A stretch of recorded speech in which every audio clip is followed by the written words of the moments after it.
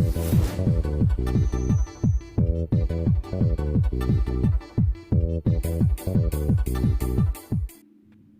सफलता में आपका स्वागत एवं हार्दिक अभिनंदन।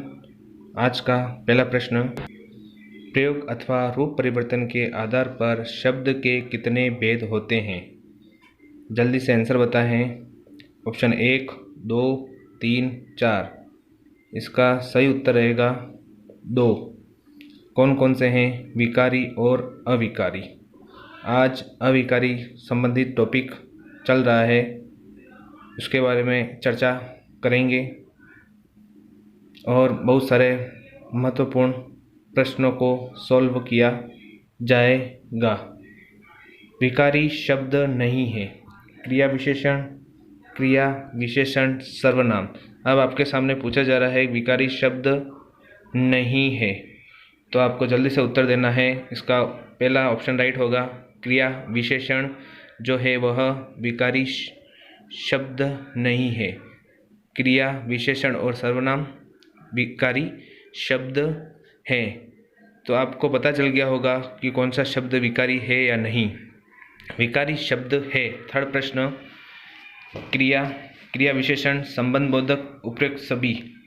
तो इसमें ऑप्शन 1 राइट हो जाएगा। पहला ऑप्शन राइट, क्रिया विकारी शब्द है। तो कौन सा होगा? क्रिया, क्योंकि ये तीनों तो नहीं होंगे, क्योंकि यह अविकारी के उदाहरण हैं। अब आपके सामने अगला प्रश्न, बनावट के आधार पर क्रिया विशेषण के कितने भेद होते हैं? बनावट के आधार पर क्रिया विशेषण के 2 भेद होते हैं, आपको ध्यान रखना होगा। रूढ़ और यौगिक। कौन से होते हैं? रूढ़ और यौगिक। तो अब आपके सामने अगला प्रश्न, बहुत अच्छे प्रश्न आ रहे हैं। क्रिया विशेषण का भेद नहीं है। अब क्रिया विशेषण के भी भेद लगभग 4 होते हैं, इसमें से आपको नहीं है वो बताना है। कालवाचक, स्थानवाचक, रीतिवाचक और क्रियावाचक। तो आपको ध्यान रखना है, कालवाचक, स्थानवाचक और रीतिवाचक क्रिया विशेषण के भेद हैं और क्रियावाचक क्रिया विशेषण का भेद नहीं है। इसलिए ऑप्शन नंबर 4 इसका राइट होगा। अविकारी संबंधित टॉपिक में बहुत ही महत्वपूर्ण प्रश्न आपके सामने रखे गए हैं। अगला प्रश्न, तुम बहुत धीरे धीरे चलते हो, निम्न वाक्य में क्रिया विशेषण है। तुम बहुत धीरे धीरे चलते हो, इसमें होगा ऑप्शन नंबर 3 रीतिवाचक। इसका सही आंसर होगा। इसमें नहीं कालवाचक होगा ना स्थानवाचक होगा, इसका ऑप्शन राइट होगा रीतिवाचक। क्रिया विशेषण आपका सही है। यद्यपि वह पढ़ा लिखा है परंतु दूरदर्शी नहीं है, वाक्य है। यद्यपि वह पढ़ा लिखा है परंतु दूरदर्शी नहीं है, यह कौन सा वाक्य है? तो आपको बताना है जल्दी से जल्दी। ये समुच्चय बोधक है। कौन सा है? समुच्चय बोधक। ऑप्शन नंबर 2 इसका सही आंसर होगा, समुच्चय बोधक। अब आपके सामने अगला प्रश्न लेकर आ रहे हैं।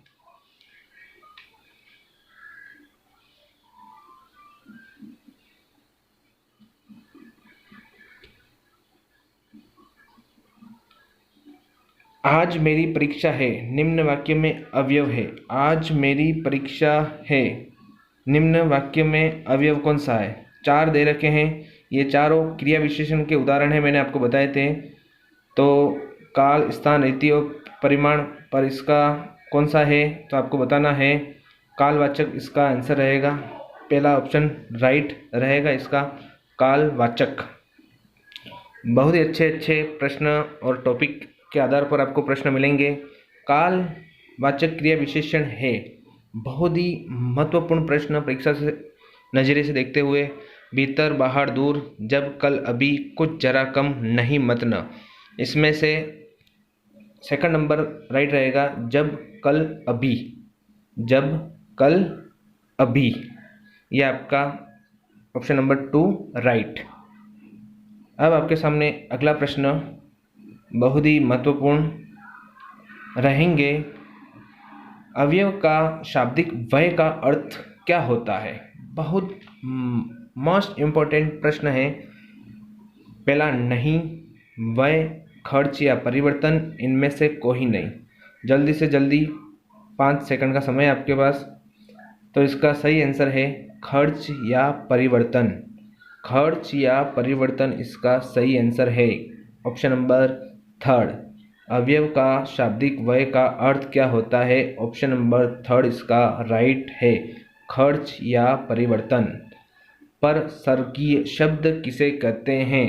परसर्गीय शब्द किसे कहते हैं? संज्ञा, क्रिया विशेषण, संबंध बोधक विशेषण, पहला व दूसरा दोनों। तो इसमें ऑप्शन नंबर 3 आपका राइट होगा, संबंध बोधक विशेषण। संबंध बोधक विशेषण। ऐसे ऐसे टॉपिक, बहुत ही इम्पोर्टेंट प्रश्न लेकर और भी मैं आपके सामने प्रस्तुत करूंगा। इम्पोर्टेंट प्रश्न। नेक्स्ट प्रश्न है, हर्ष, शोक, आश्चर्य, तिरस्कार आदि के भाव सूचित करने वाले अवयव को क्या कहते हैं? सबको ये आता है, सरल प्रश्न है। हर्ष, शोक, आश्चर्य, तिरस्कार आदि के भाव सूचित करने वाले अवयव को क्या कहते हैं? इसका ऑप्शन नंबर 1 राइट होगा, विस्मय आदि बोधक। क्या होगा? विस्मय आदि बोधक। क्योंकि हर्ष, शोक, आश्चर्य, तिरस्कार तो विस्मय आदि बोधक ही होगा। लंबी लाइन और नीचे बिंदी इसका चिन्ह है, या आप ध्यान रखें, खड़ी लाइन खींच के नीचे बिंदी। विकारी शब्द है, टॉपिक यही चल रहा है।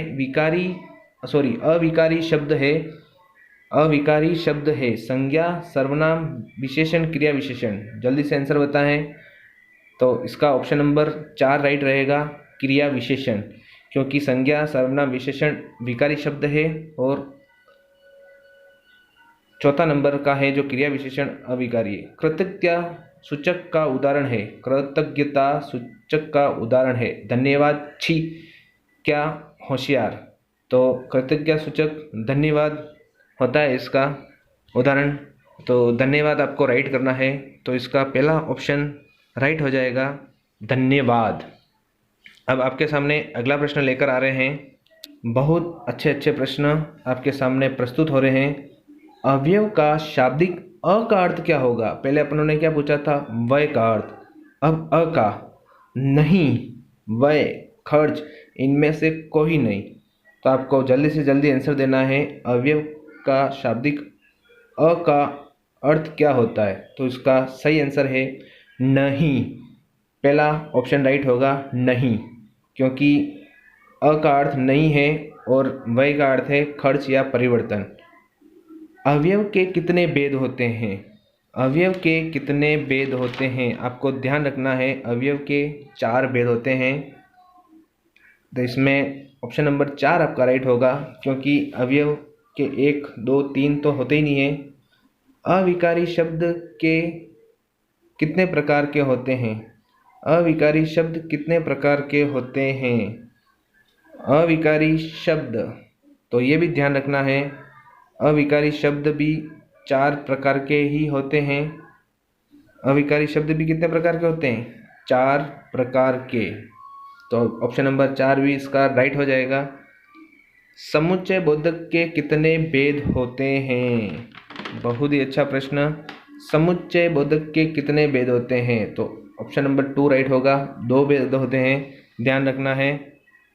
तो 2 भेद कौन कौन से होते हैं ये भी ध्यान रखना, समानाधिकरण और व्याधिकरण, दोनों उसके भेद हैं। 2 समुच्चय बोधक के, समानाधिकरण और व्याधिकरण। अर्थ की दृष्टि से क्रिया विशेषण के कितने भेद होते हैं?